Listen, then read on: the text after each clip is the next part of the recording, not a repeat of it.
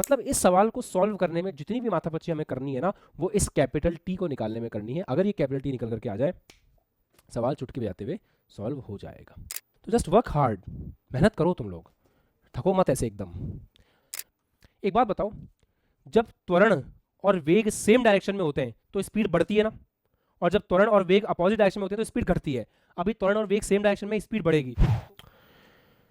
कल की क्लास में एक सवाल था जहाँ पे हमने सेक्शन को एंड किया था। मैं उस सवाल से सेशन को आगे बढ़ाता हूँ। सवाल ध्यान से सुनना क्या था। एक गुब्बारा है जो जमीन से किसी हाइट पे उड़ रहा है, एयर बैलून जो होता है ना वो।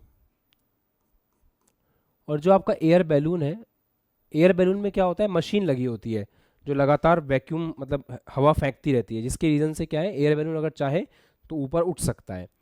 तो एयर बैलून ऊपर जा रहा है, किस स्पीड से, हमें सवाल में दे रखा था ना शायद 5 मीटर पर सेकंड की स्पीड दे रखी थी। ओके, तो 5 मीटर पर सेकंड की स्पीड से एयर बैलून ऊपर जा रहा है।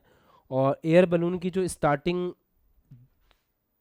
जो हमें मेजरमेंट दे रखा है वो 60 मीटर था, कि 60 मीटर ऊंचाई पे था। जब एयर बैलून 60 मीटर की ऊंचाई पे था बेटा, तो उसने एक स्टोन को छोड़ा। अब मैं सवाल करवा रहा हूँ, आप लोग मैच करना, आपने सही किया गलत किया। जब ये एयर बैलून 60 मीटर की ऊंचाई पे था तो उसने एक स्टोन को ड्रॉप किया, एक स्टोन को छोड़ा। तो जैसे ही स्टोन को छोड़ा, स्टोन आपका किस स्पीड से जाएगा ये सोचना पड़ेगा।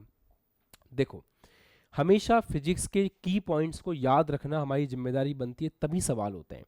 फिजिक्स का की पॉइंट यहाँ पे ये बोलता है कि छोड़ने वाले व्यक्ति के पास जितनी भी स्पीड है वो एज इट इज किसको दे देगा, आपके जो पार्टिकल छूट रहा है उसको मिल जाएगी। अगर आप ट्रेन से कूदोगे तो ट्रेन की जो स्पीड है वो आपको मिल जाएगी। विशाल यादव, खुद को सेटल करो फटाफट, क्लास पे फोकस करो, अच्छे सवाल कराए जा रहे हैं क्लास के अंदर, घूमना फिरना बंद कर दो। हाँ, अब बात को समझेंगे। अगर एक स्टोन है, स्टोन को मैंने छोड़ा, तो स्टोन कौन सी स्पीड लेकर के जाएगा, ये जो आपका बैलून है, इस बैलून की जितनी भी स्पीड है, जैसे बैलून की स्पीड है 5 मीटर पर सेकंड ऊपर की तरफ, तो जैसे ही ये स्टोन बैलून से अलग होगा, अलग होते ही इसकी भी स्पीड ऊपर की तरफ कितनी होगी, 5 मीटर पर सेकंड होगी। ठीक है, ये पहला पॉइंट है जो आपको समझना जरूरी था। दूसरा पॉइंट, अब आप भूल जाओ गुब्बारे को, अब स्टोन के बारे में सोचो। अब तो स्टोन के ऊपर ग्रेविटी लगेगी, अब तो पृथ्वी का गुरुत्वाकर्षण बल काम करेगा। अब भूल जाओ गुब्बारे को। अब तो ये वैसा सवाल हो गया जैसे अपन ने कल किया था कि एक हाइट के ऊपर से बॉल को ऊपर फेंकते तो उसके साथ क्या होता है। अब हम समझ सकते हैं कि इसका जो रास्ता है वो कुछ ऐसा होने वाला है, ये इस रास्ते को फॉलो करता हुआ आएगा।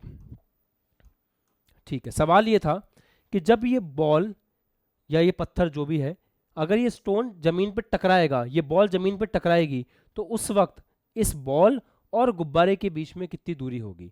ऑब्वियस सी बात है 60 मीटर तो नहीं होगी। क्यों? क्योंकि जब ये जमीन से टकरा रहा होगा, इस यात्रा को तय कर रहा होगा, उस समय 5 मीटर पर सेकंड से गुब्बारा भी ऊपर जा रहा होगा।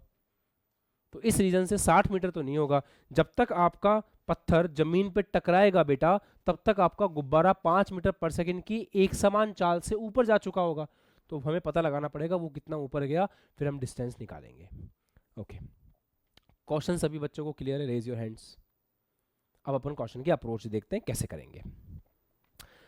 भाई साहब, सवाल बड़ा आसान है।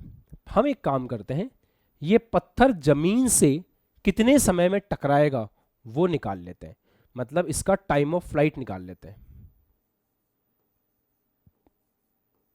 ठीक है, इसका टाइम ऑफ फ्लाइट निकाल लेते हैं। उससे क्या होगा सर, उस टाइम ऑफ फ्लाइट में मान लो 5 सेकंड लगे, 10 सेकंड, जितना भी लगेगा, उस समय में ये गुब्बारा कितना ऊपर जाएगा। सर गुब्बारा तो एक समान चाल से चल रहा है ना 5 मीटर पर सेकंड से। क्या सर गुब्बारे के ऊपर जी नहीं लग रहा क्या? गुब्बारे के ऊपर भी तो गुरुत्वाकर्षण बल लग रहा है।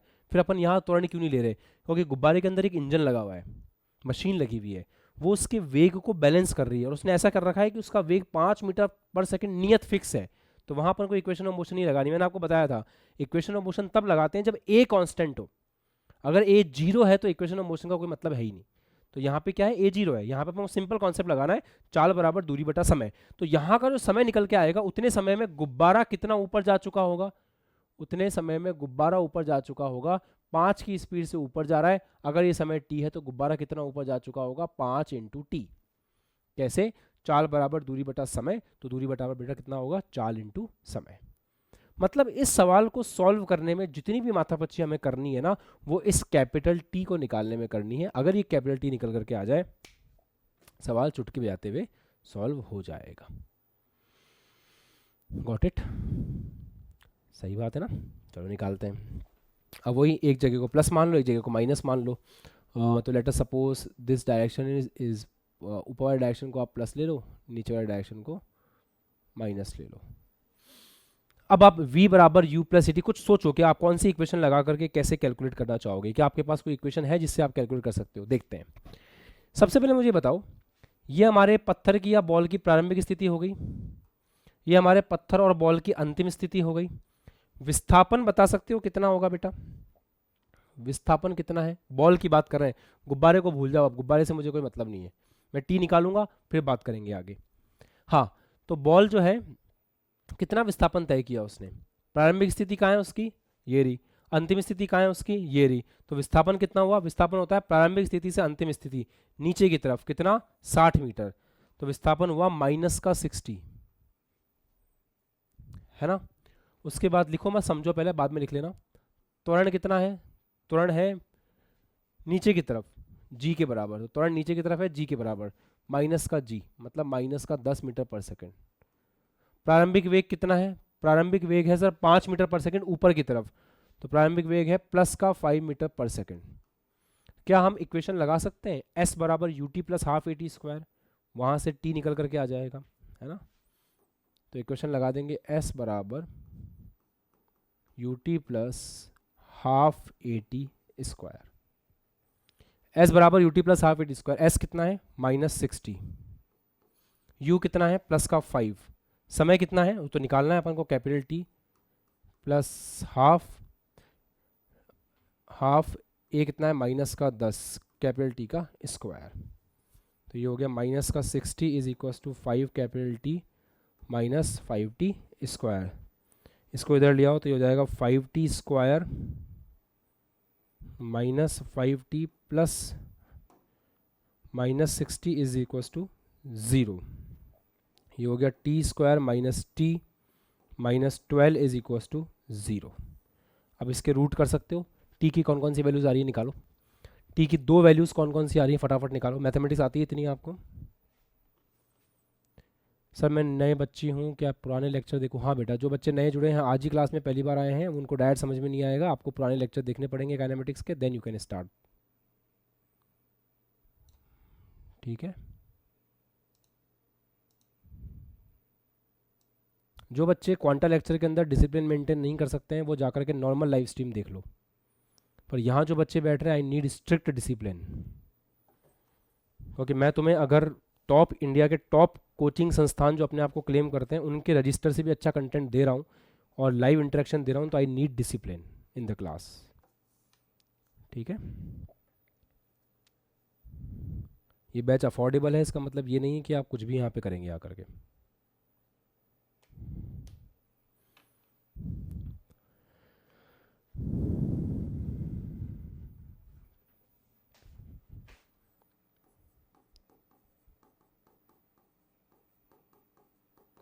ऐसे किया होगा।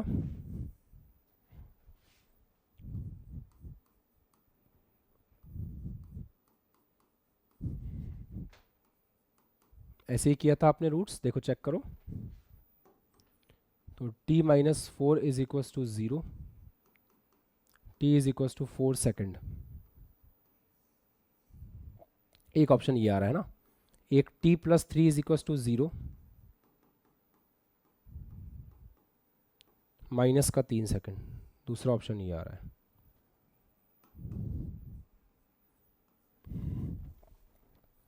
देख लीजिए, परफेक्ट है, this is perfect, this is also perfect. अब कौन सा टाइम सही है? क्या टाइम कभी नेगेटिव हो सकता है बच्चों? नहीं, तो टाइम नेगेटिव नहीं हो सकता, तो ये गलत है, ये टाइम सही है। कितने बच्चों का 4 सेकंड आ गया था? Okay great. अब 4 सेकंड में बलून कितना ऊपर गया बताओ? 4 सेकंड में बैलून उतना कितना ऊपर जाएगा? तो 4 सेकंड में बैलून ऊपर जाएगा 5 × 4 मतलब 20 मीटर। तो बैलून जहां पहले था वहां से कहां ऊपर जा चुका है? 20 मीटर ऊपर जा चुका है। तो अब मुझे बताओ कि पत्थर या बॉल और बैलून के बीच का डिस्टेंस कितना हो गया 60 प्लस 20, तो आपका आंसर कितना हो गया 80, 60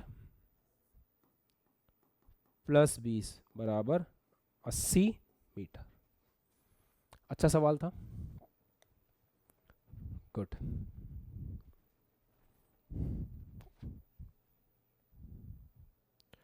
अब इसके बाद हेडिंग लगा लेना ग्राफ। अब हम ग्राफ के बारे में सीखने वाले हैं। वैसे तो हमें बहुत सारे ग्राफ बनाने आते हैं, बट और भी ग्राफ्स देखेंगे अपन। चलो, put on the heading graph.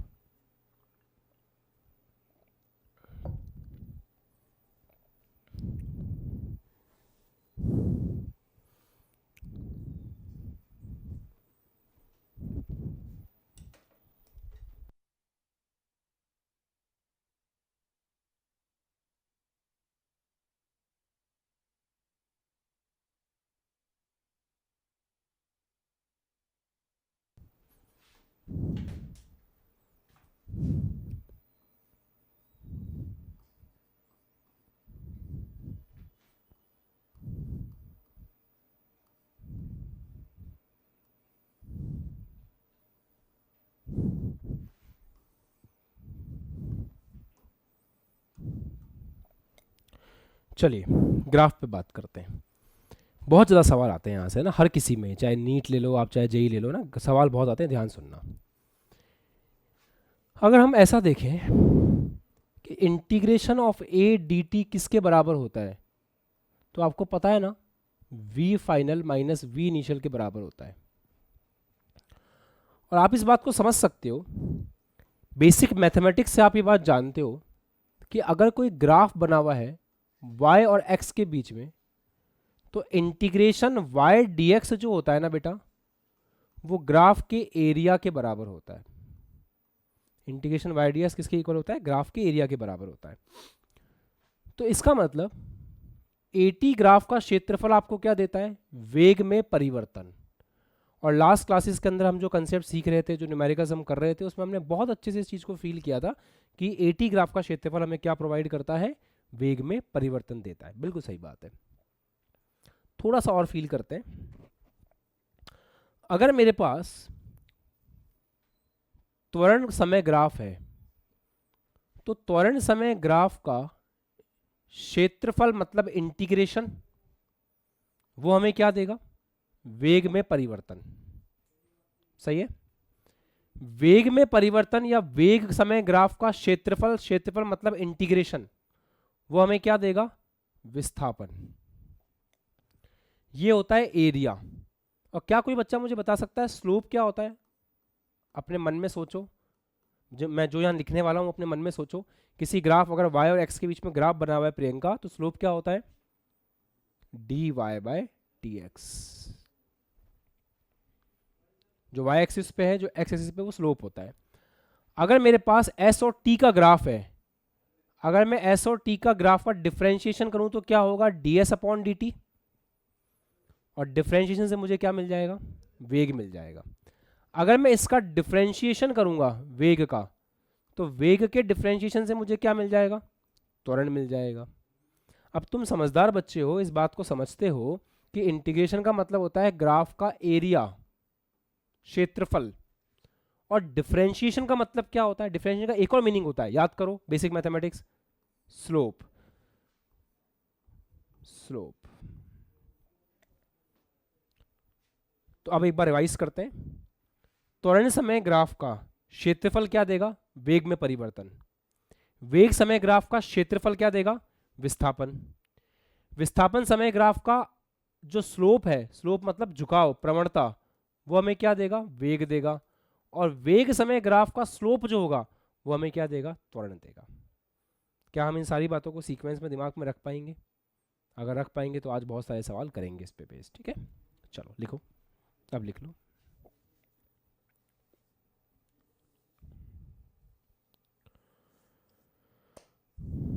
मैं इसको लैंग्वेज में भी लिख देता हूँ। AT ग्राफ का क्षेत्रफल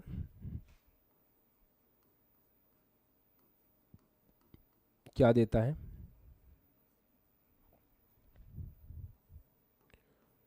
वीटी ग्राफ का क्षेत्रफल क्या देता है? एसटी ग्राफ का स्लोप क्या देता है? स्लोप मतलब का प्रवणता, स्लोप क्या देता है और वीटी ग्राफ का स्लोप क्या देता है?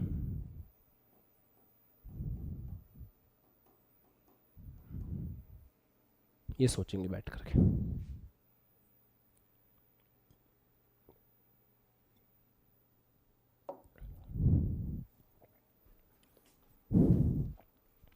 सर एटी ग्राफ का क्षेत्रफल देता है वेग में परिवर्तन,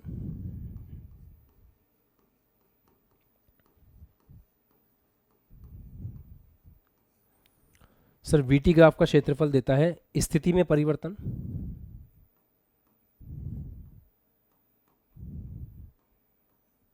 और स्थिति में परिवर्तन का मतलब क्या होता है? विस्थापन होता है ना बेटा। एसटी ग्राफ का स्लोप क्या देता है? एसटी ग्राफ का स्लोप वेग देता है, और वीटी ग्राफ का स्लोप क्या देता है? वीटी ग्राफ का स्लोप त्वरण देता है। ये सारी कहानी है।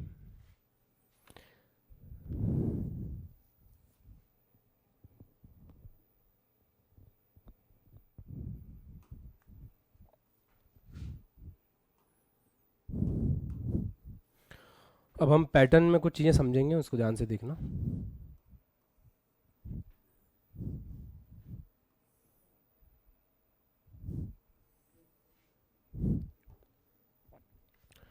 एक ग्राफ दे रहा हूं मैं आपको v और t के बीच में।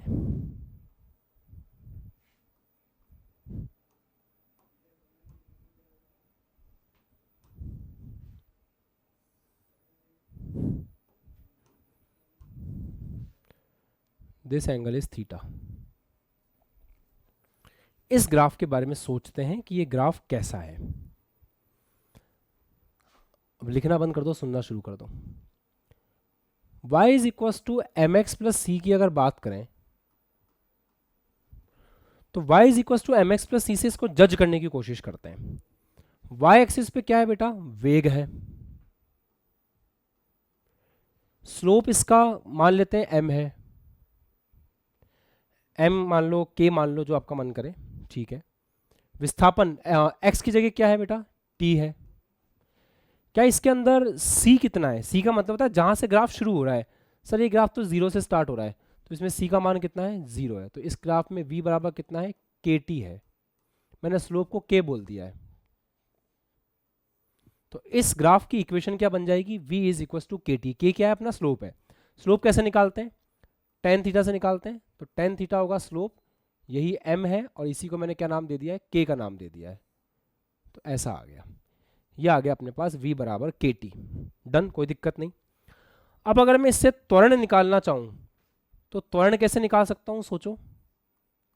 सर वो तरीका बताया था ना आपने अभी, कि अगर आपके पास v है और v से आपको a निकालना है तो v का क्या करना पड़ता है? अवकलन करना पड़ता है। तो एक काम करते हैं, अगर मुझे a निकालना है तो मैं dv बाय dt कर देता हूँ, उससे a आ जाएगा बड़े आराम से। बेसिक मैथमेटिक्स जरूरत तो पड़ेगी वंशिका, है ना? बिना बेसिक मैथमेटिक्स की काम नहीं होगा। थोड़ा सा नींद आ रही है, पानी पी लो बेटा। तो d by d T, v की जगह क्या आ जाएगा? kt आ जाएगा। क्या हम डिफ्रेंशिएशन कर सकते हैं इसका बड़े आराम से? सोचो, क्या हम इसको डिफ्रेंशिएट कर सकते हैं? बिल्कुल कर सकते हैं। k कांस्टेंट है, बाहर आ जाएगा, t का 1 हो जाएगा, तो a बराबर आ गया k। a क्या है अपने आप में? कुछ आया समझ में? आया? a बराबर k है। a बराबर k का मतलब क्या अंकित? a बराबर k का मतलब है कि ये कांस्टेंट है, नियत है। मतलब त्वरण कैसा है? त्वरण नियत है। अब अगर लिखो मत, समझो। अगर मैं त्वरण समय ग्राफ बनाने जाऊं तो त्वरण समय ग्राफ कैसा बनेगा? Let's have a look. अगर मैं त्वरण समय ग्राफ बनाने जाऊं तो त्वरण समय ग्राफ कैसा बनेगा? एज यू कैन डायरेक्टली सी कि त्वरण कांस्टेंट है, और कोई भी टाइम हो, टाइम से मतलब ही नहीं है इसको, कोई भी टाइम हो, त्वरण तो k के बराबर है। तो कोई वैल्यू फिक्स कर लो, k, त्वरण उतना ही है, ये त्वरण उतना ही है। ऐसा ग्राफ बनेगा। That's it. सही है ना?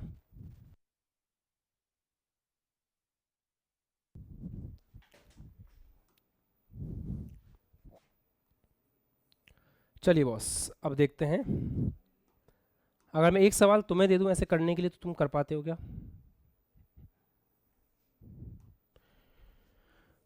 वी और टी स्क्वायर के बीच का ग्राफ बनाना है।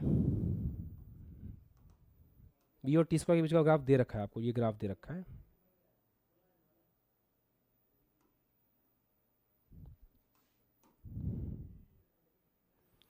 एटी ग्राफ बना के दिखाओ।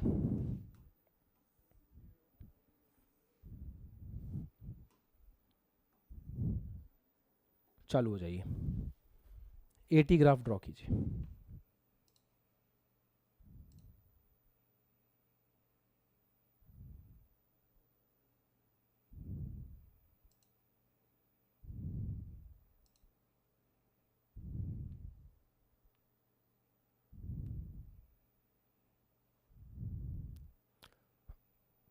आयुष, वाशु, अंशुका, देवराज, आ रहा है बेटा समझ में?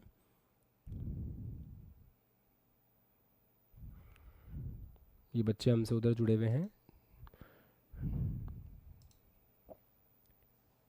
करो इस सवाल को, ट्राई करो। ओके,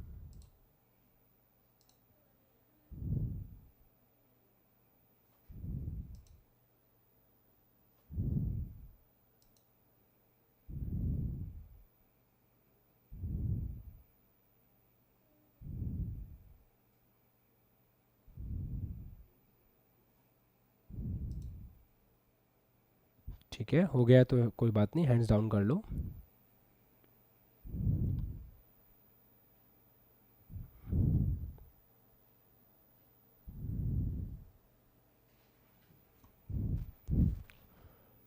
ओके बेटा, देखते हैं। चलो इधर ध्यान दो। सबसे पहले तो let us suppose this angle is theta. तो हम ऐसे केस में कैसे अप्रोच करते हैं? ऑब्वियस ही बात है, इस ग्राफ का कुछ ना कुछ स्लोप तो होगा ही। तो इस ग्राफ का जो स्लोप है उसको अपन बोल देते हैं टेन थीटा, और टेन थीटा को अपन बोल देते हैं के। अब ध्यान से सुनना बेटा, बहुत ध्यान से सुनना। सी बराबर जीरो है, इधर देखो आप सब लोग, पढ़ना बंद कर दो, इधर ध्यान दो। इसमें भी सी बराबर जीरो ही है ना, क्योंकि ग्राफ जीरो से स्टार्ट हो रहा है। तो y is equal to m x, ध्यान से देखना, बहुत ध्यान से। y is equal to m x, तो y की जगह कौन है? v है। स्लोप कितना हो गया? k हो गया। x की जगह क्या है? t स्क्वायर है, तो ये आ जाएगा t स्क्वायर।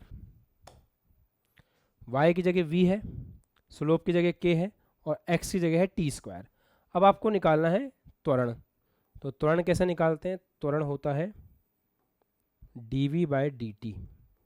कैसे कैलकुलेट करते हैं? d by d t, v कितना है?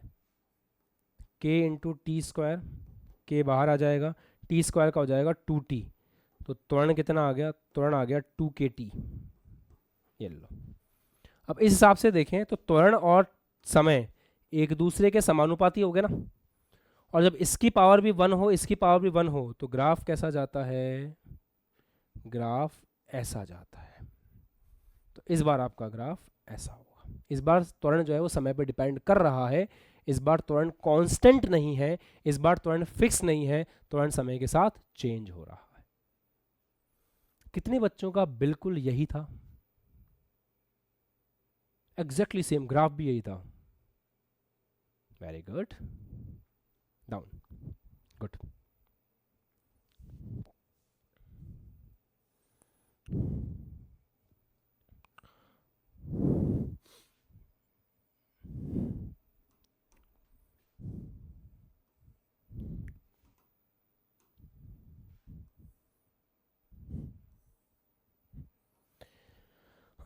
आपको Vx ग्राफ दे रखा है।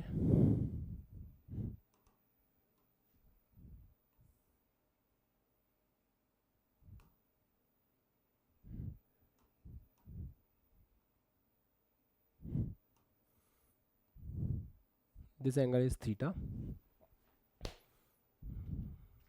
ये स्थिति है। और आपसे Ax ग्राफ पूछ रहा है।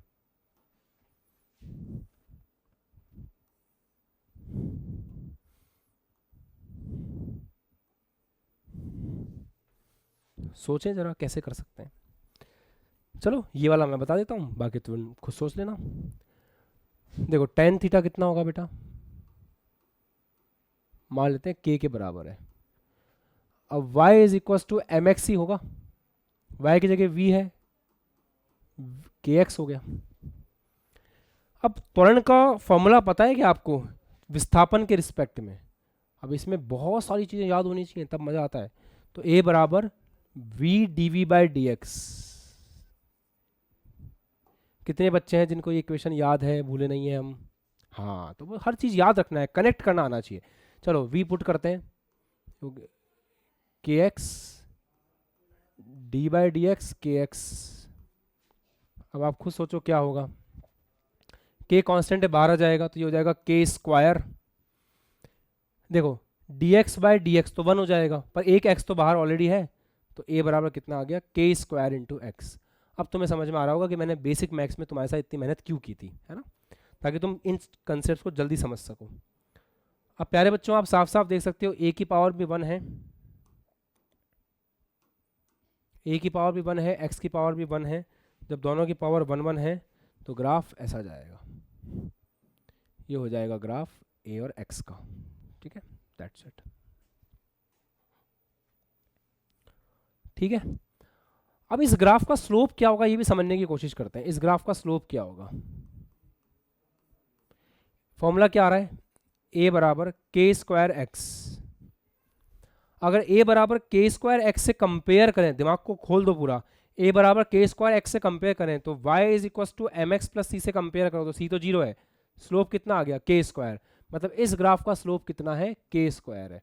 ग्राफ का स्लोप क्या होता है, जो भी एंगल बन रहा है, जरूरी नहीं यहाँ थीटा है तो यहाँ भी थीटा हो, यहाँ मान लेते हैं फाई है, तो इस फाई का जो टेन फाई होगा वो k स्क्वायर के बराबर होना चाहिए।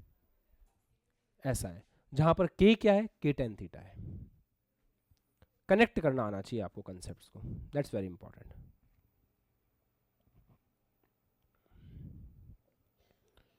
अब आपको महसूस होगा कि सर रिवीजन की इंपॉर्टेंस क्या है। मैं फिर बोल रहा हूँ, क्लासेस का लेवल दिन पर दिन बढ़ता जाएगा, चीज़ें ऐड होती जाएंगी, कंटेंट बड़ा होता जाएगा, कैप्सूल बुक आगे बढ़ती जाएगी। आप कितनी मेहनत कर रहे हो वो आप पे डिपेंड करता है। हम तो आपको प्योर एडवांस पढ़ाएंगे बिना किसी कॉम्प्रोमाइज़ के।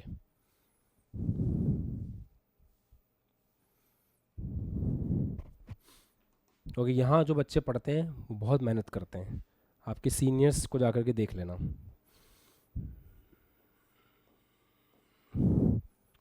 7,000 बच्चे हैं रफ्तार के अंदर, और मेरे पास व्हाट्सएप टेलीग्राम खोलता हूँ ना तो मैसेज बंद नहीं होते, बस यही मैसेज होते हैं, यही मैसेज होते हैं कि पेपर अच्छा जा रहा है, पेपर अच्छा जा रहा है, जो बताया वही आ गया, जो बताया वही आ गया। अब कितनों को मैं जवाब दूँ इस बात का, पर ये हकीकत है। जैसे जैसे बोर्ड्स के एग्ज़ाम खत्म होते जाते हैं वैसे वैसे पूरा टेलीग्राम इस चीज़ से बढ़ता जाता है, बढ़ता जाता है, बढ़ता जाता है। ये जस्ट 4:03 का मैसेज है, यू कैन सी, मतलब तुम लोग किस जगह से पढ़ रहे हो उसका तुम्हें अंदाज़ा होना चाहिए, और गरिमा बनाए रखना है। या जो बच्चे टाइम पास करते हैं ना वीडियो सेक्शन के अंदर, मुझे इसलिए गुस्सा आता है। वैल्यू करो, जहाँ पढ़ रहे हो, जो चीज़ मिली है लाइफ में उसकी वैल्यू करो, अदरवाइज़ एक साल बाद अफसोस के अलावा कुछ नहीं होगा। जब अपने में से किसी को सेलेक्ट होते हुए देखोगे, अपने में से देखोगे कि भाई कोई बेहतर परफॉर्म कर रहा है, देख लो आप मैसेज, ऐसे ही मैं रैंडम कोई भी मैसेज उठा लेता हूँ। ये देख लो अमित का मैसेज, पेपर हलवा था, ये देख लो।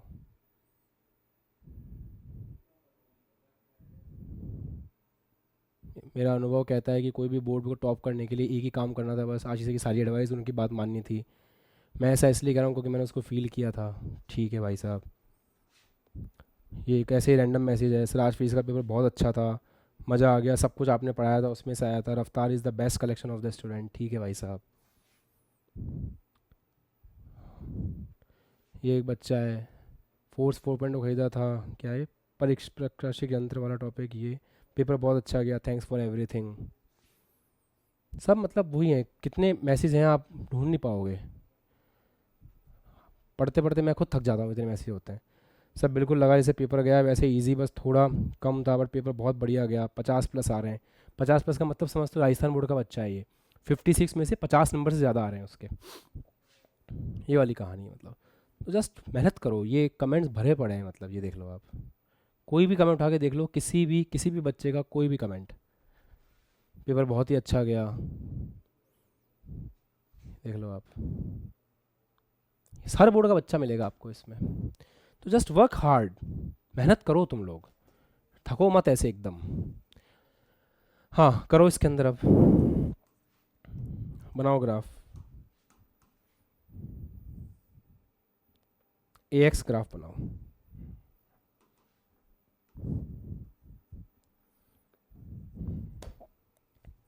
AX ग्राफ बनाइए।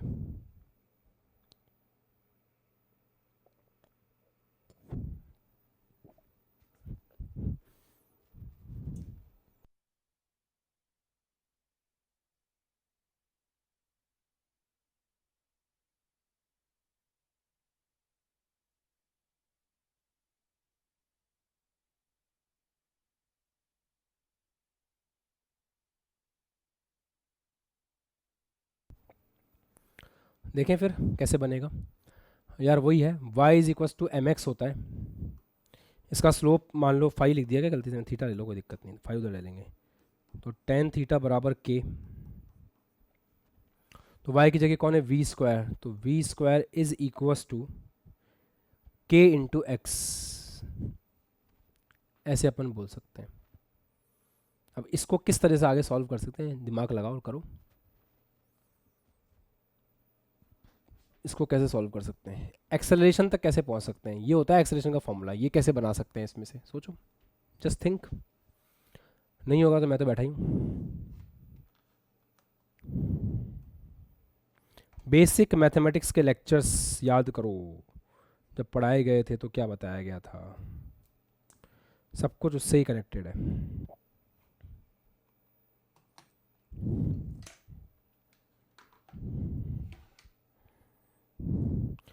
अब तो रिकॉर्डेड लेक्चर्स भी जल्दी मिलने लगे होंगे एप्लीकेशन में ना, आधे घंटे में मिल जाते हैं लगभग आपको, आधे 1 घंटे के अंदर अंदर रिकॉर्डेड लेक्चर मिल जाता है।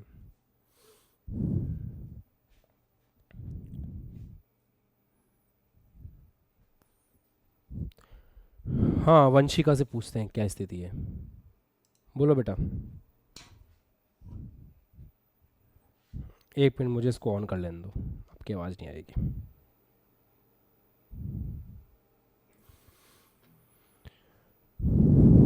हाँ अब बोलो क्या आ रहा है। कांस्टेंट 5।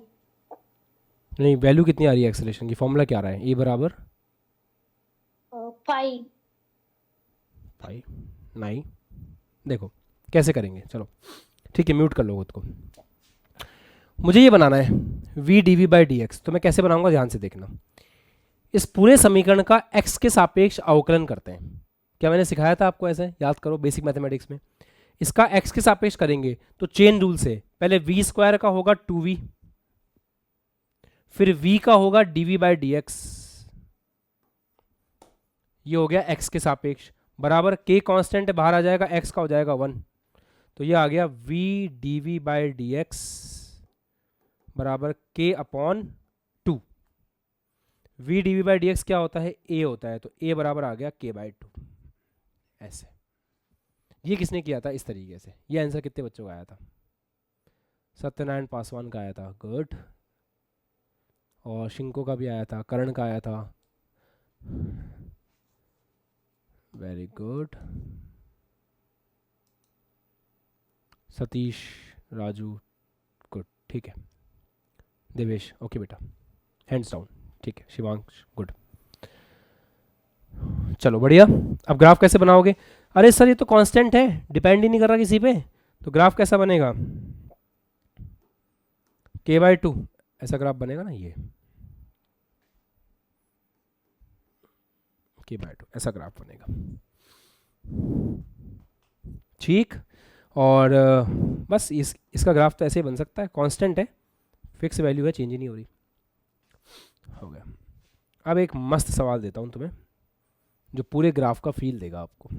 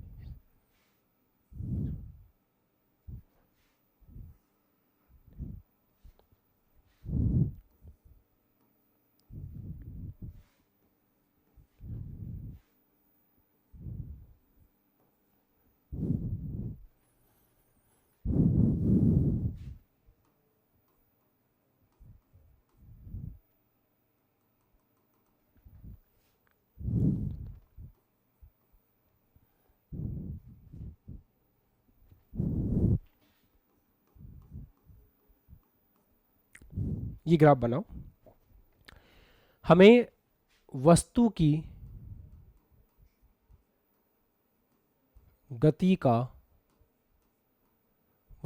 गति की समीक्षा करनी है।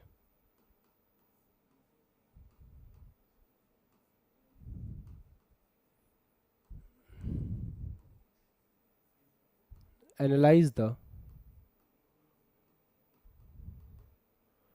Motion of body. वस्तु की गति की समीक्षा करनी है बेटा। सोचो कैसे करेंगे, मतलब वस्तु कब जा रही है, कहाँ जा रही है, कैसे जा रही है, कब मुड़ रही है, कब स्पीड 0 हो रही है, विस्थापन हर समय कितने से कितना हो रहा है, ये सब हमें डिस्कस करना है। एक एक टाइम इंटरवल में डिस्कस करना है। Just think and do. जितना तुमसे हो सकता है उतना तुम करो, फिर मैं तुम्हें आंसर्स बताऊंगा सारे। चलो बेटा, आप लोगों ने हाथ पांव मार लिया होगा। अब मैं आपको बताता हूँ कैसे होगा। ध्यान से सुनना और सीखना, है ना। स्टेप बाय स्टेप अपन मिलके करते हैं। सबसे पहले अपन सोचते हैं कि वस्तु ने चलना शुरू किया तो कैसे चलना शुरू किया। अभी 1 हफ्ते 10 दिन की क्लास का उद्देश्य ये है कि आपके दिमाग को खोल दिया जाए, उसके बाद आप फिर बहुत सारे सवाल करने की आपको आदत लग जाए, मज़ा आए आपको सवाल करने में।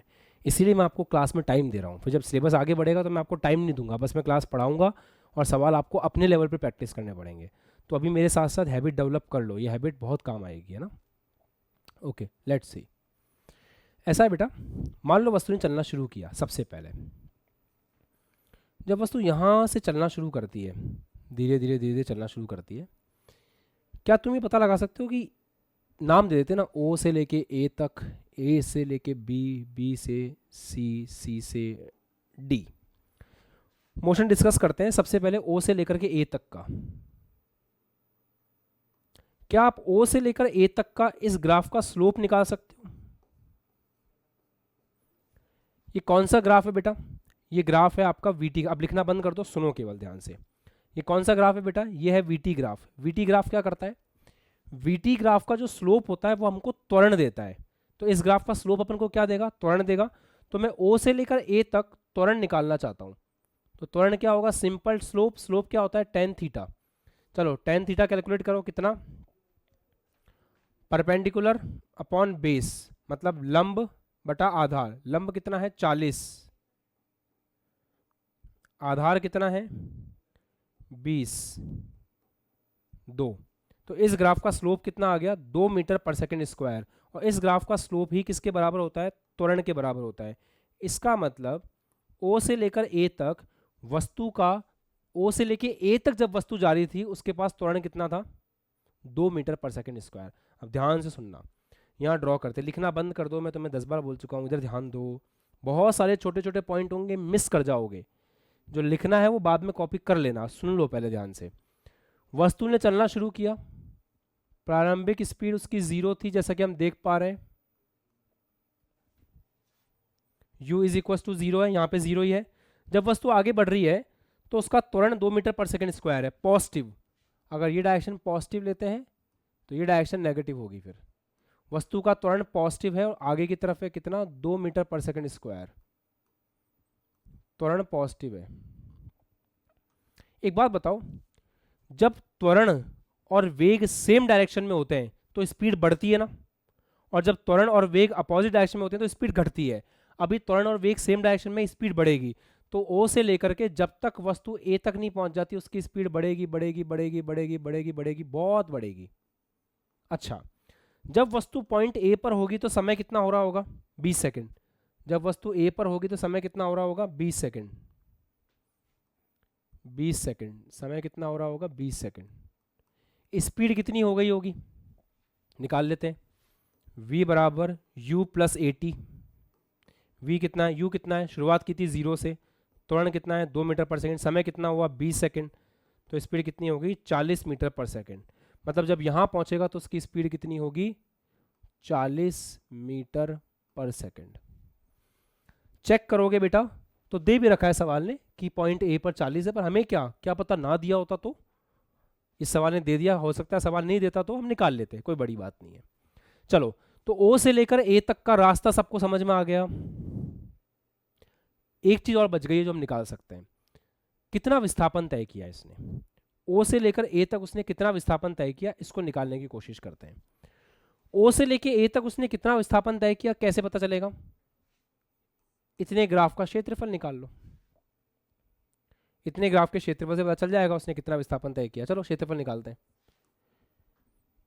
लगातार प्रैक्टिस, रोज रिवीजन बहुत इंपॉर्टेंट है जेईई की प्रिपरेशन में, अदरवाइज स्कूल चालू होंगे और जेईई की प्रिपरेशन बंद हो जाएगी और अपने सपने भी पेटी में जाके बंद हो जाएंगे।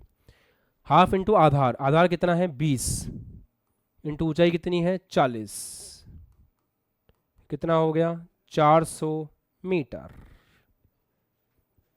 तो यहां से यहां तक कितना चल रही वस्तु, 400 मीटर। इसको बोलते हैं बच्चों संपूर्ण एनालिसिस अभी तक का, कहां से कहां तक का, जीरो से लेकर के ओ से लेकर के ए तक के सफर का संपूर्ण विश्लेषण हम लोगों ने मिलकर के कर लिया है। खूबसूरत, आगे बढ़ते हैं। अब बेटा देखेंगे ए से लेकर बी तक क्या स्थिति है। सर जैसा कि मैं देख पा रहा हूं ए से लेकर बी तक स्लोप कितना है, स्लोप तो जीरो है। क्यों, क्योंकि स्लोप होता है tan थीटा और tan 0 डिग्री कितना हो जाएगा, जीरो। काय को, भाई एंगल जीरो बन रहा है ना, ये जो ग्राफ है इसका एंगल कितना बन रहा है, इससे जीरो, तो स्लोप जीरो है। स्लोप जीरो है मतलब कौन जीरो है, त्वरण जीरो है। स्लोप जीरो है मतलब कौन जीरो है, त्वरण जीरो है। त्वरण जीरो है मतलब एक समान वेग से वस्तु चल रही है। तो 40 40 40 40 40 40 40, तो अब आपकी वस्तु काफी लंबे समय तक एक समान वेग से ही चल रही है, 40 मीटर पर सेकंड से ही चलती जा रही है। कहां से कहां तक, ए से लेके बी तक। अच्छा ठीक है, त्वरण कितना है इस समय पे, त्वरण है ही नहीं, ए से लेके बी तक त्वरण जीरो है, कोई त्वरण नहीं है। अच्छा चली कितना, ए से बी तक वस्तु कितना चली, अगर ये कैलकुलेट करना है तो ए से बी तक का क्षेत्रफल निकाल लो, उससे पता चल जाएगा उसने कितना विस्थापन तय किया। चलो क्षेत्रफल निकालते हैं।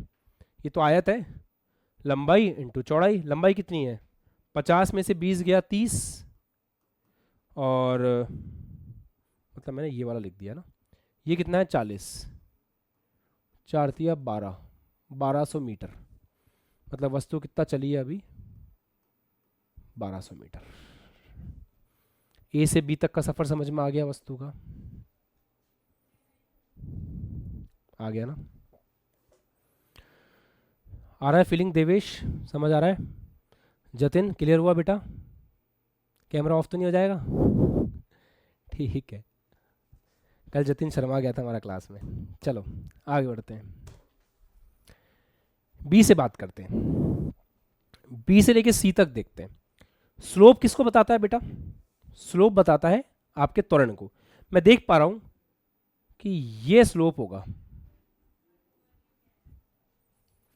ये स्लोप होगा, पर ये एंगल कैलकुलेट करना मुश्किल लग रहा है। तो एक काम करते हैं, मैं ये वाला एंगल कैलकुलेट कर लेता हूं। तो ये क्या हो जाएगा 180 माइनस 5, चलेगा भाई। ये एंगल, इस एंगल से स्लोप निकाल लेता हूं, वास्तव में तो ये एंगल है स्लोप का, पर ये इससे निकाल लेता हूं, फिर बाद में सॉल्व कर लेंगे अपन। देखते हैं, निकालो tan phi, कितना आ रहा है बेटा, लंब बटा आधार, लंब कितना है 40, आधार कितना है बेटा, सर आधार है 10, यहां से यहां तक 60 है, यहां से यहां तक 60 है, यहां से यहां तक 50 है, 60 में से 50 गया तो कितना बचा, 10 बचा। तो ये जो गैप है ये 10 है, तो 40 बटा 10, 4 मीटर 4 आ गया।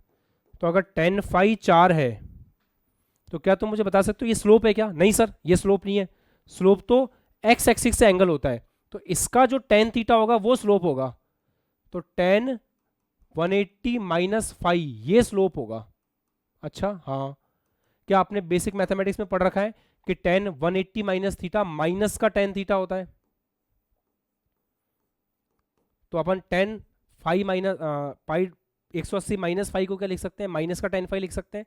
अब माइनस का tan phi लिख सकते हैं, तो tan phi कितना है 4, मतलब स्लोप कितना हो गया माइनस का 4, और जो स्लोप होता है वही क्या होता है, एक्सेलरेशन होता है। तो एक्सेलरेशन कितना आ गया, माइनस का 4 मीटर पर सेकेंड।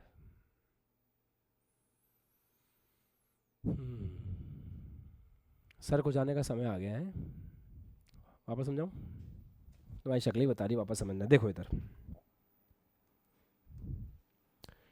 ऐसे समझो, बी से लेके सी तक ग्राफ कौन सा है, ये ग्राफ है। इस ग्राफ का जो स्लोप होगा वो आपको क्या देगा, त्वरण देगा। पहली बात, अपन स्लोप के लिए एंगल कौन सा लेते हैं बेटा, जो एक्स एक्सिस से होता है, तो ये वाला एंगल हमको चाहिए। पर क्या मैं इस एंगल को कैलकुलेट कर सकता हूं, नहीं, कोई ट्राइंगल नहीं बनना ना, तो एंगल टेन थीटा निकालना बहुत मुश्किल होगा। तो मैंने एक काम किया, मैंने कहा इसकी जगह मैं इसको कैलकुलेट कर लेता हूं। तो मैंने इसको बोल दिया फाई, फाई बोल करके टेन फाई कैलकुलेट किया। टेन फाई कैलकुलेट करने के लिए मैंने इस ट्राइंगल को यूज़ कर लिया। इस ट्राइंगल में लंब बटा आधार टेन फाई निकल करके आ गया 4। क्या मैं टेन फाई को स्लोप बोल सकता हूं, नहीं सर। स्लोप के लिए अरुण शुक्ला जो एंगल अपन को यूज करना होगा बेटा, वो यूज करना होगा ये वाला, ये एंगल यूज करना होगा। तो वास्तव में जो हमारा स्लोप होगा ना, वो होगा टेन फाई माइनस फाई। अगर मैं इसको थीटा बोलता तो टेन थीटा हो जाता, मैं इसको अल्फा बोलता टेन अल्फा बोलता, मैं इसको कुछ भी बोलता उसका टेन लेना था मेरे को एक्चुअली, पर मैं इसको ले नहीं पा रहा था तो मैंने अंदर वाला एंगल लिया। ठीक है, अब टेन फाई माइनस फाई लिखा। अब मुझे पता है कि टेन 180 डिग्री माइनस थीटा होता है, माइनस का टेन थीटा। तो टेन फाई माइनस फाई कितना हो गया, माइनस का टेन फाई। टेन फाई तो मैंने कैलकुलेट कर रखा है 4, तो यहां से आ गया एक्सेलरेशन माइनस का 4। क्लियर, अब बोलो, अब क्लियर हुआ। हाँ, अब हुए चेहरे खिले तुम्हारे थोड़े से, बढ़िया। विशाल, ठीक चल रहा है जीवन, आ रहा है समझ में, बढ़िया। चलो साहब, तो मतलब बी से लेकर के सी तक की कहानी जो रही, बी से लेकर सी तक की कहानी में त्वरण अपोजिट डायरेक्शन में था 4 मीटर पर सेकंड स्क्वायर। मतलब दोस्तों अब वेग कम होगा, क्योंकि त्वरण क्या है, नेगेटिव है। वेलोसिटी किस डायरेक्शन में, पॉजिटिव नेगेटिव, वेलोसिटी की डायरेक्शन देखो, कम हो रही है वो अलग बात है, डायरेक्शन क्या है, इस एक्सिस के ऊपर जो भी होता है वो क्या होता है, प्लस, और इस एक्सिस के नीचे जो भी होता है वो क्या होता है, माइनस। तो वेलोसिटी कौन सी डायरेक्शन में है, प्लस, और एक्सेलरेशन कैसे आ गया है, माइनस। तो ध्यान से देखना, वेलोसिटी है आगे की डायरेक्शन में, एक्सेलरेशन क्या है, अपोजिट, तो स्पीड बढ़ेगी कम होगी, कम होगी। जब वेलोसिटी और एक्सेलरेशन अपोजिट डायरेक्शन में होते हैं तो स्पीड करण कम होती है। अच्छा, 40 मीटर पर सेकंड की स्पीड थी जब वो बी पे था, कांस्टेंट स्पीड से आ रहा था, आ रहा था, आ रहा था, आ रहा था, यहां पहुंचते पहुंचते कितनी स्पीड थी, 40 मीटर पर सेकंड की स्पीड थी जब वो बी पे था, और हर सेकंड स्पीड कितने से कम हो रही है, 4 से। त्वरण का मतलब यही तो होता है, अगर त्वरण अपोजिट डायरेक्शन में है तो हर सेकंड स्पीड कम करेगा, और अगर त्वरण वेलोसिटी की डायरेक्शन में है तो हर सेकंड स्पीड बढ़ाएगा। जैसे यहां पर ओ से लेकर ए तक वेलोसिटी की डायरेक्शन में था, तो हर सेकंड स्पीड बढ़ा रहा था, देखो हर सेकंड 2 से स्पीड बढ़ रही थी, तो 20 सेकंड में स्पीड कितनी बढ़ चुकी थी, 40। यही था मतलब।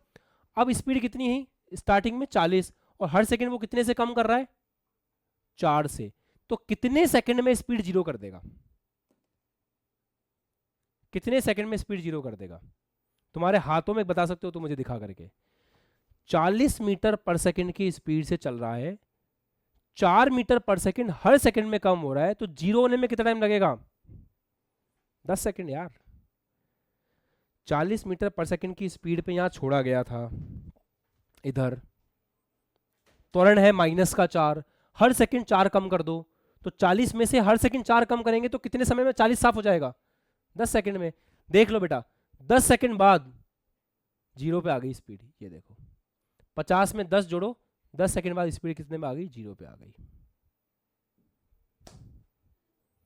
ये मैं कहना चाह रहा था। तो मतलब अगले 10 सेकंड बाद, अगले 10 सेकंड बाद यहां पे, जब यहां पे और 10 सेकंड हो जाएंगे, टाइम लिखता चलूंगा मैं, 20 सेकंड था, ये टाइम बराबर 50 सेकंड था, जब और 10 सेकंड हो जाएंगे तो यहां पर v कितना हो जाएगा, 0 हो जाएगा। ठीक है,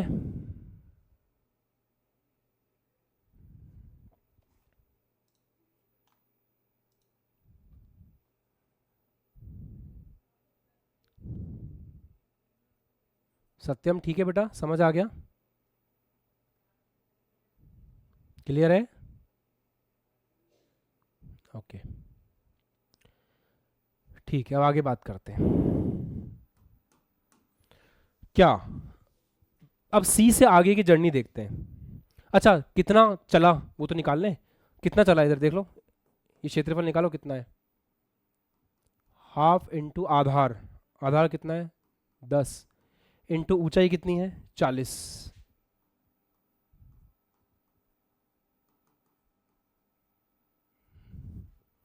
200 मीटर चल लिया है ना। तो स्पीड 0 होने तक कितना चल लिया 200 मीटर, तो ये यहां से यहां तक कितना चल लिया 200 मीटर। अब देखो बेटा, क्या त्वरण चेंज हो जाएगा इसके बाद, क्या सी के बाद त्वरण चेंज हो रहा है क्या, चेक करते हैं। क्या सी के बाद त्वरण चेंज हो रहा है क्या, जिनको लगता है त्वरण चेंज हो रहा है हाथ ऊपर करो, जिनको लगता है त्वरण चेंज नहीं हो रहा क्रॉस करो। त्वरण चेंज हो रहा है ऐसा कितनों को लगता है, और त्वरण चेंज नहीं हो रहा है ऐसा कितनों को लगता है। कांग्रेचुलेशन, जिनका आंसर ये है वो सही है। देखो त्वरण क्या होता है, tan phi होता है। ध्यान से देखो, बड़ा प्यारा सवाल है, इसलिए मैंने कहा था कि वेरी गुड क्वेश्चन। ये आपका ग्राफ जा रहा है,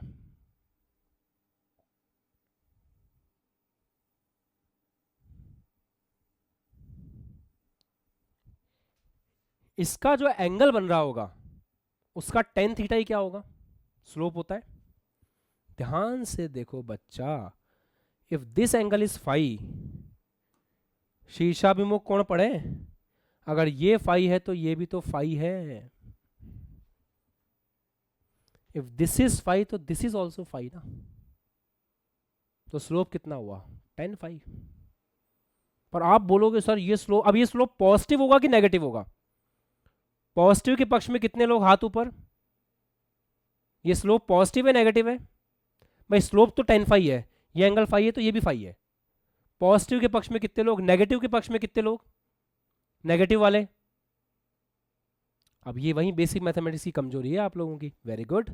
बेसिक मैथमेटिक्स जिनका आंसर था नेगेटिव वो सही है, क्यों यार तुम्हारा क्या करूं मैं। देखो जाके आज ट्रिग्नोमेट्री रिवाइज करना, जो एंगल ऐसे होते हैं वो पॉजिटिव होते हैं, जो एंगल ऐसे होते हैं वो नेगेटिव होते हैं, पढ़ाया था। तो दिस एंगल इज नेगेटिव बच्चा, तो यहां जो स्लोप आएगा वो नेगेटिव आएगा, तो tan -phi होगा, जो कि होगा माइनस का tan phi। तो अभी भी एक्सेलरेशन कितना है, माइनस का 4 मीटर पर सेकंड स्क्वायर, तो अभी भी एक्सेलरेशन कितना है माइनस का 4 मीटर पर सेकंड स्क्वायर। तो सी के बाद भी एक्सेलरेशन की डायरेक्शन वही है, लेफ्ट में है एक्सेलरेशन माइनस का 4 मीटर पर सेकंड स्क्वायर, एक्सेलरेशन चेंज नहीं हुआ। मैं वापस से कर देता हूँ, वस्तु यहाँ पर आकर के घूम गई पॉइंट सी से, पर एक्सेलरेशन अभी भी उतना ही है। इस तरफ है नेगेटिव में है, और कितना है 4 मीटर पर सेकंड स्क्वायर है। अच्छा चलो अब एक सवाल और पूछता हूं, अब वस्तु की स्पीड बढ़ेगी इस पॉइंट के बाद या घटेगी। जो कह रहे हैं घटेगी हाथ ऊपर करें, जो कह रहे हैं बढ़ेगी हाथ ऊपर करें। अब बढ़ने वाले पहले किनको लगता है स्पीड बढ़ेगी, पॉइंट सी के बाद में ये जो एक्सेलरेशन है ये स्पीड बढ़ाएगा कि घटाएगा। चलो हिंट देता हूं, अगर त्वरण और वेलोसिटी सेम साइन के होते हैं तो स्पीड बढ़ती है, अगर वेलोसिटी और त्वरण अपोजिट साइन के होते हैं तो स्पीड घटती है। जब हम बी से सी की बात कर रहे थे तो वेलोसिटी पॉजिटिव थी, एक्सेलरेशन नेगेटिव था, इसलिए स्पीड घट रही थी। अब पॉइंट सी के बाद में क्या होगा, वेलोसिटी भी नेगेटिव, एक्सेलरेशन भी नेगेटिव, सेम साइन, अब स्पीड बढ़ेगी। अब तुम्हें वैल्यू समझ में आ रही होगी कि सर वो जो बेसिक लेक्चर्स में मैंने बड़ा बड़ा हाईलाइट करके लिखवाया था ना तुम्हें कि ए और बी सेम साइन के होते हैं तो स्पीड बढ़ती है, उसका मतलब क्या था, ए और बी सेम अपोजिट साइन के होते हैं स्पीड घटती है, उसका मतलब क्या था, आज तुम समझ रहे होगे। अब यहाँ पर जाकर के 4 मीटर पर सेकंड स्क्वायर हुआ, अब आगे की स्पीड भी, और स्पीड भी इसी डायरेक्शन में है, तो अब तो स्पीड भाई साहब बढ़ेगी। अभी स्पीड कितनी है इस पॉइंट पे 0, अब बढ़ना शुरू करेगी। ठीक है साहब, 80 सेकंड आते आते कितनी बढ़ जाएगी, 60 सेकंड में हम पहले खड़े हुए, 20 सेकंड बाद कितनी बढ़ जाएगी, कैलकुलेट कर लो। 20 सेकंड बाद कितनी बढ़ जाएगी, ये 60 सेकंड हो रहे हैं यहाँ पर, 80 सेकंड पे कितनी होगी, कैलकुलेट कर लो। फॉर्मूला क्या लगाओगे, v बराबर u प्लस AT लगाओ, v आपको निकालना है, u कितना है 0 का है भाई, इस पॉइंट और इस पॉइंट के बीच में लगा रहे हैं ना अपन, इक्वेशन अपन लगा रहे हैं c और d के बीच में, तो c पर वेग कितना था 0। तो जिस यात्रा की बात करते हैं जहां से यात्रा शुरू होती है वो u होता है। तो टर्न लेते वक्त इस समय तो स्पीड 0 हो गई थी ना, तो प्रारंभिक वेग आपका u बन चुका है। कल की क्लास में बहुत सवाल किए थे ऐसे। एक्सेलरेशन, एक्सेलरेशन कितना है -4, समय कितना 20 सेकंड, कितना आ रहा है -80 मीटर पर सेकंड, 80 मीटर पर सेकंड। माइनस का मतलब क्या है, इस डायरेक्शन में, तो मतलब इस समय जो स्पीड होगी वो होगी 80 मीटर पर सेकंड। अच्छा कितना चलेगा, चला कितना, कितना चला उसके लिए इसका एरिया निकाल लो, निकालो इसका एरिया, हाफ इंटू आधार इंटू ऊंचाई, है ना, 80 तो है ऊंचाई, कितना आ गया ये 800 मीटर, 800 मीटर। तो ये 800 मीटर और चल लिया ऐसे।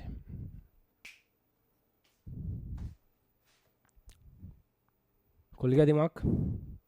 अब इसके बाद तो ऑपरेशन ही बचा है, बाकी मैं बिना ऑपरेशन के तुम्हारा दिमाग जितना खोल सकता था मैंने खोल दिया। अब इसके बाद तो डॉक्टर ही खोल सकता है फिर, ठीक है। एक चीज़ और, लास्ट काम कर दो बस, दूरी और विस्थापन निकाल लो इस पूरी यात्रा में, कि कितनी टोटल दूरी चला और विस्थापन कितना हुआ। इस पूरी यात्रा में कितनी टोटल दूरी चला और विस्थापन कितना हुआ।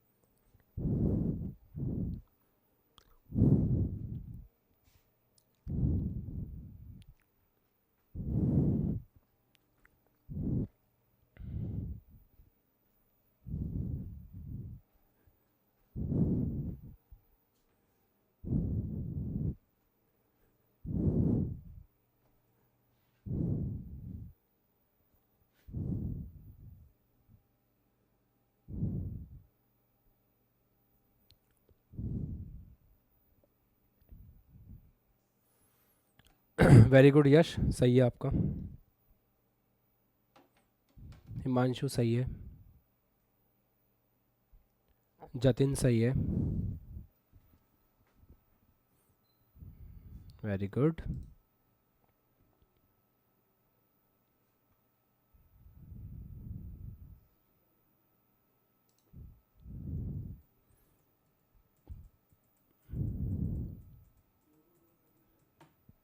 देखो देखते हैं, वैसे बहुत सिंपल है, ग्राफ से भी कर सकते हैं। ग्राफ से कैसे कर सकते हैं देखना, विस्थापन देखना है, ये प्लस प्लस प्लस ये माइनस, और दूरी देखनी है, सबको जोड़ दो, इतना ही तो काम है। तो इन सबको जोड़ दो, दूरी निकालनी है, तो 400 प्लस 1200, 400 प्लस 1200 प्लस 200 प्लस 800, और विस्थापन निकालना है तो माइनस कर देंगे, 400 पॉजिटिव रहेगा, 1200 पॉजिटिव रहेगा, 200 पॉजिटिव रहेगा, 800 नेगेटिव रहेगा।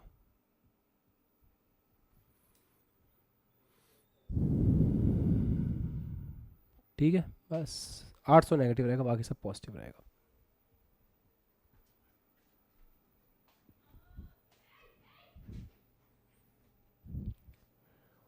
ठीक है, कर लेंगे, कोई दिक्कत तो नहीं आएगी।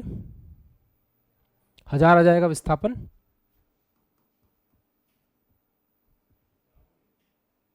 और 2600 आ जाएगा दूरी। कितने बच्चों का यही था, raise your hands directly. That's it, congratulation, सीख रहे हो आप धीरे धीरे।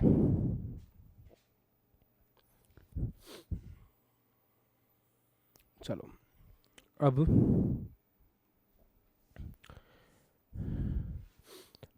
कल है संडे,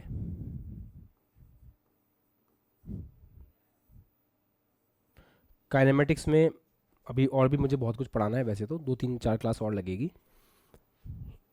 अब आपके लिए कुछ टास्क हैं, ध्यान से सुन लेना सब बच्चे।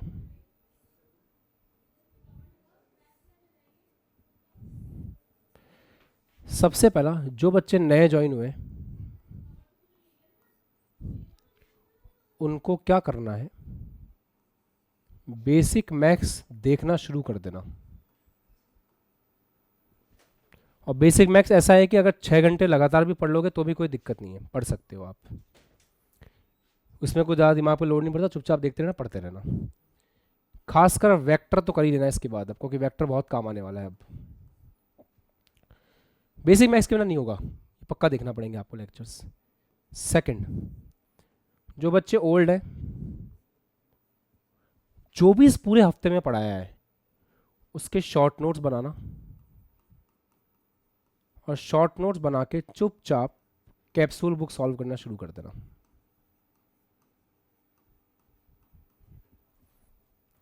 ठीक है, जिनके पास कैप्सूल बुक नहीं है, एप्लीकेशन में डीपीपी अपलोड होगी, उसको सॉल्व करना।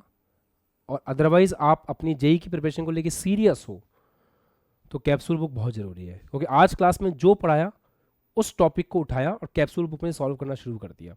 उससे बेस्ट डेली प्रैक्टिस प्रॉब्लम नहीं हो सकती कोई भी लाइफ में, उससे बेस्ट, उसके अलावा कोई बुक चाहिए ही नहीं आपको। आप एक बार करना, उस बुक के लर्नर सॉल्व करना, उसका एक्सपीरियंस बिल्डर सॉल्व करना, उसका एग्जाम क्रैकर सॉल्व करना, फिर जेई का कोई भी क्वेश्चन उठा लेना, तुमसे बन जाएगा। मेरी क्लास ईमानदारी से पढ़ना, उसके बाद ये 3 प्रोसेस करना, और फिर तुम्हारा मन करे उठा लेना किताब, सबके सवाल तुमसे बन जाएंगे, बट करना तो पड़ेगा। शॉर्ट नोट्स बनाना और कैप्सूल बुक सॉल्व करना। नेक्स्ट चीज़, अब केमिस्ट्री क्लास भी स्टार्ट करेंगे हम फिजिक्स के साथ साथ, तो मोल कंसेप्ट में मैंने जो लेक्चर लिया था, छोटा मोटा जितना भी पढ़ाया था, वो लेक्चर सभी रिवाइज करके आएंगे, ओल्ड और न्यू, कोई भी बच्चे हो आप, आपके एप्लीकेशन में पढ़ा है, ओल्ड प्लस न्यू दोनों आपको रिवाइज करके आने हैं। इधर उधर की जनता से हमको कोई मतलब नहीं है, आपको चुपचाप अपनी पढ़ाई करनी है। कल संडे हो, होली हो, दिवाली हो, तुम जेई एस्पिरेंट्स हो, तुम्हें मेरी तरफ से काम मिलेगा, वो तुम्हें करना है, क्योंकि नेक्स्ट संडे टेस्ट होगा। नेक्स्ट संडे तक आपकी काइनेमेटिक्स कंप्लीट हो जाएगी, मोल कंसेप्ट भी कंप्लीट हो जाएगा, तो 2 चैप्टर का टेस्ट होगा आपका। ठीक है, तो ये मान के चलना कि आप इस बार जो पढ़ रहे हो इस संडे को, वो नेक्स्ट टेस्ट में आपके काम आएगा। नेक्स्ट वीक से आपके डाउट ग्रुप भी एक्टिवेट हो जाएंगे। डाउट ग्रुप के अंदर जो डेली पढ़ाया जा रहा है उससे संबंधित डाउट आपको पूछना होगा। सीबी सॉल्यूशन मिलना भी स्टार्ट हो जाएंगे नेक्स्ट वीक से आपको, पर सीबी सॉल्यूशन से ज़्यादा इंपॉर्टेंट तुम खुद सॉल्व करो। क्लास में जितना जिस तरीके से पढ़ाया जा रहा है ना बेटा, 90% सवाल तुमसे ऐसे बन जाएंगे अगर क्लासरूम एग्जाम्पल्स को तुम अच्छे से करते हो। गया, मैं अपना काम यहाँ बहुत अच्छे से करता हूँ, मुझे यकीन है इस बात का, क्योंकि ये एक सवाल जो है ना, तुम्हें अंदाज़ा नहीं है तुमने इसमें अगर सीखना चाहो तो तुम कितना सीख सकते हो, तुम्हें अंदाज़ा नहीं है, पर मुझे पता है मैंने इसमें कितना सिखाया है। अगर आप रेडी हो पढ़ने के लिए, अगर आप तैयार हो, आपका मन एकाग्र है, if you are focused, then यहाँ के क्लासरूम एग्जाम्पल्स बहुत अच्छे हैं। उसके साथ आप कोई भी सवाल करो, मज़ा आएगा आपको, है ना। तो जस्ट डू दिस। और एक काम और करना है, आज की कम्युनिटी पोस्ट के ऊपर एक पोस्ट आएगी, उसमें आपसे एक सवाल पूछा जाएगा कि ये हफ्ता आपका कैसे गया। कल आपकी संडे गपशप होगी, जो भी आपको लगता है, जैसा भी आपको फील हुआ है, you have to write. Saturday को आपको यूट्यूब पे जाना है, बस एक दिन में बोला हूँ, सैटरडे को यूट्यूब पे जाना है, कम्युनिटी पोस्ट के ऊपर लिख के आना है कि पूरा वीक आपने क्या ऑब्जर्व किया, आपकी पढ़ाई कैसी रही, आपसे सवाल बने, क्लास कैसी लगी, वो सब चीज़ आपको वहाँ पे लिखनी है, ताकि संडे गपशप में मैं आपके पॉइंट्स को लेकर के आपसे बात कर सकूँ। तो यहाँ पे हम इंटरेक्शन को फुल रख रहे हैं, एक तो लाइव इंटरेक्शन हो ही रहा है अभी अपना ऐसे, दूसरा इस तरीके से भी होगा, उसका भी रिस्पॉन्स आपको करना है। और अगर आपके आसपास फ्रेंड्स वगैरह हैं तो उनको आप इन्फॉर्म कर सकते हो। अब जो बैच चल रहा है इस बैच को मतलब ये मान के चलना कि अब जो बच्चा साथ में ज्वाइन कर जाएगा वो बढ़िया से पढ़ लेगा, अदरवाइज फिर बैकलॉग बैकलॉग बैकलॉग वो बढ़ता जाएगा अपने आप में।